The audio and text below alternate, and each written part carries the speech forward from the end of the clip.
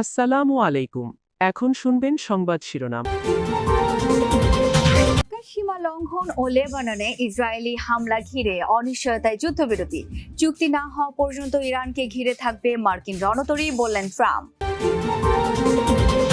হামলায় একদিনে ২৫০'র বেশি প্রাণহানির ঘটনায় লেবাননে শোক। ইরানের কাছ থেকে শক্তি বা চুক্তির মাধ্যমে চাওয়া পূরণের ঘোষণা নেতানিয়াহুর। নির্বাচনী প্রচারণায় তৃণমূল কংগ্রেসকে নরেন্দ্র মোদীর হুঁশিয়ারি। রাজ্যের সরকার পরিবর্তনে আত্মবিশ্বাসী তার দল। আসামের ১২৬ আসনে চলছে ভোট গ্রহণ। সংস্কারে ১১ দলের নতুন ধারাবাহিক কর্মসূচির ঘোষণা। গণভোট উপেক্ষা করে জাতিকে হতবাক ও হতাশ করার অভিযোগ বিএনপির বিরুদ্ধে। এতক্ষণ শুনছিলেন সংবাদ শিরোনাম, এবারে শুনবেন বিস্তারিত। রাজ্যে যুদ্ধবিরতির একদিনের মাথায় তৈরি হয়েছে চরম অনিশ্চয়তা। তেহরানের অভিযোগ, প্রথম দিনেই লেবাননে হামলা, ইরানের আকাশসীমা লঙ্ঘন সহ ৩টি শর্ত ভেঙেছে ইসরায়েল। এমন পরিস্থিতিতে আলোচনা অর্থহীন। লেবানন যুদ্ধবিরতির অন্তর্ভুক্ত নয়, তেল আবিবের সুরে একই কথা বলছে ওয়াশিংটন। আলোচনা ভেস্তে দিলে ভুল করবে তেহরান, দিয়েছে এই সতর্কবার্তা। পূর্ণাঙ্গ চুক্তি না হওয়া পর্যন্ত ইরানকে ঘিরেই থাকবে রণতরী সহ মার্কিন বহর, হুঁশিয়ারি ডোনাল্ড ট্রাম্পের। প্রায় ৪০ দিনের উত্তেজনার পর অবশেষে ২ সপ্তাহের যুদ্ধবিরতি। সব ঠিক থাকলে ইসলামাবাদে শনিবার সকালে হতে যাচ্ছে যুক্তরাষ্ট্র ইরান হাই প্রোফাইল বৈঠক। মার্কিন প্রতিনিধি দলের নেতৃত্ব দেবেন ভাইস প্রেসিডেন্ট জেডি ভান্স। ইরানের শীর্ষ আলোচক পার্লামেন্ট স্পিকার বাঘের কালিবাফ। সঙ্গে থাকবেন পররাষ্ট্রমন্ত্রী আব্বাস আরাকচি। কিন্তু একেবারেই মসৃণ নয় শান্তি আলোচনার পথ।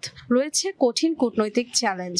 দুই প্রতিপক্ষ এক টেবিলে বসার আগেই লেবাননে হামলা ঘিরে তৈরি হয়েছে বিবাদ।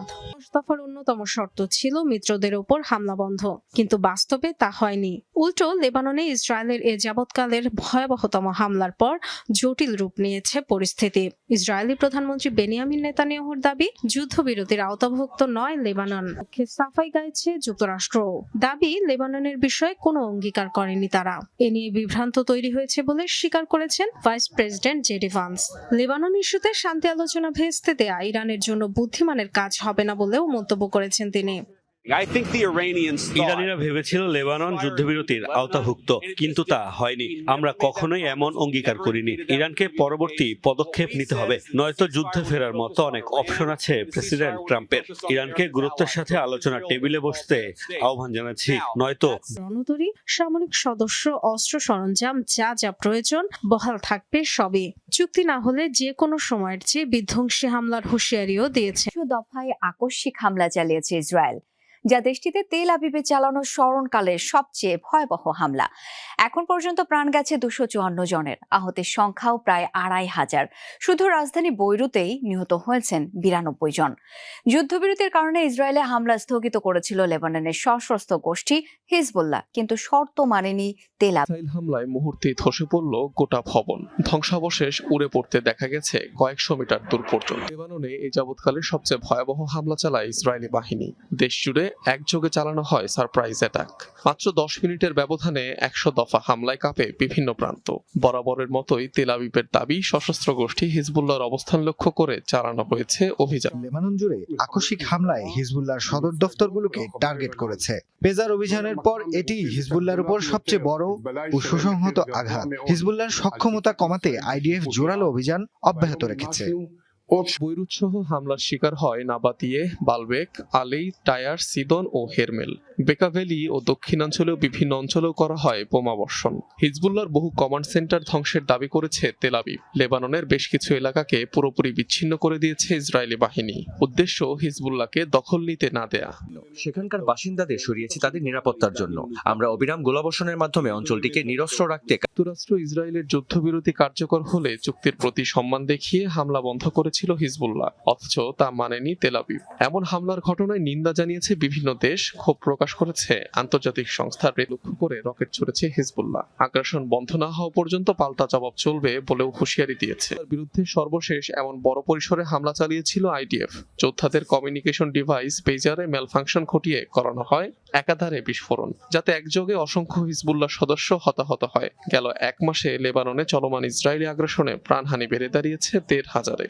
মুহূর্তে আবারও রাজশাহী ও ময়মনসিংহ বিভাগ ছাড়াও বরিশাল, চাঁদপুর, শরীয়তপুর সহ বিভিন্ন জেলায় হাম আক্রান্তের সংখ্যা বেড়েই চলেছে। এদিকে তৃতীয় দিনের মতো দেশের 18 জেলার 30 উপজেলায় চলছে হামের বিশেষ টিকাদান কর্মসূচি। টিকা পাচ্ছে 6 মাস থেকে 59 মাস বয়সী শিশুরা।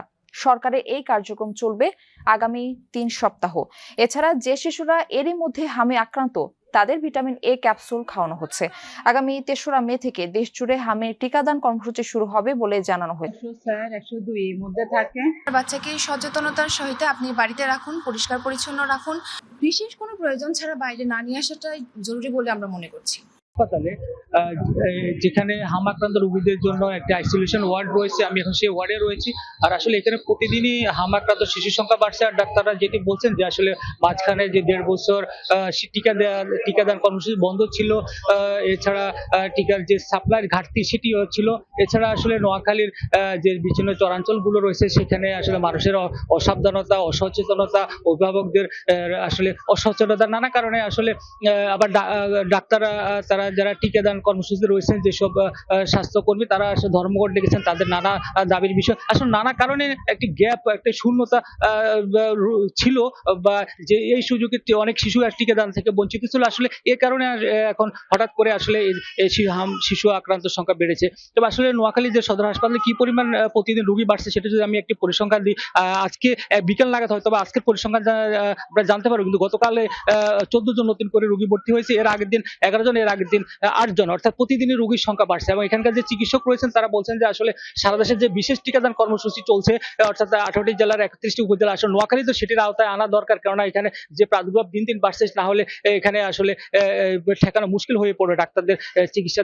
আসলে প্রথমে যে শিশুরা হামের উপসর্গ নিয়ে আসেন তাদেরকে শিশু ওয়ার্ডে ভর্তি করা হয়। এরপরে অবস্থা ভেদে তাদের পরীক্ষা নিরীক্ষা করে তাদের ডায়রিয়া ওয়ার্ড, নিউমোনিয়া ওয়ার্ড, এবং এরপরে এখন আন্দোলনে লালবাগ থানায় দায়ের করা হত্যা মামলায় গ্রেফতার সাবেক স্পিকার ও আওয়ামী লীগ নেত্রী শিরিন শারমিন চৌধুরীকে আদালতে নেওয়া হয়েছে। বর্তমানে তিনি আদালতের হাজতখানায় আছেন। তার রিমান্ড চাইতে পারে পুলিশ। এর আগে ভোরে রাজধানীর ধানমন্ডি এলাকার নিজ বাড়ি থেকে তাকে আটক করা হয়। DMP media and public relations বিভাগের উপকমিশনার এন.এম. নাসিরউদ্দিন জানান, সাবেক স্পিকার ডক্টর শিরিন শারমিন চৌধুরীর বিরুদ্ধে জুলাই আন্দোলনের ঘটনায় রংপুর, উত্তরা ও বনানী থানাসহ একাধিক মামলা আছে। এছাড়া শিরিন শারমিনের বিরুদ্ধে 2024 সালের 27 আগস্ট রংপুর মেট্রোপলিটন কোতোয়ালি আমলি আদালতে একটি হত্যা মামলা করেন দিলরুবা আক্তার নামের এক নারী। শেখ হাসিনা সরকারের পতনের 27 দিনের মাথায় পদত্যাগ করেন তিনি। এ সময় আওয়ামী লীগের নেতাকর্মীরা পালিয়ে গেলেও গা ঢাকা দিয়েছিলেন শিরিন শারমিন। এরই মধ্যে আলোচনায় আসেন অজ্ঞাত স্থান থেকে পাসপোর্ট সংগ্রহ নিয়ে। শেষ পর্যন্ত গোয়েন্দা পুলিশের হাতে হত্যা মামলার আসামি হিসেবে আটক হলেন তিনি। রায় বাস্তবায়নে সংসদ কোনো সিদ্ধান্ত না আসায় 11 দলীয় ঐক্য ধারাবাহিক আন্দোলনের প্রস্তুতির সিদ্ধান্ত নিয়েছে বলে জানিয়েছেন 11 দলীয় ঐক্যের সমন্বয়ক হামিদুর রহমান আজাদ। দুপুরে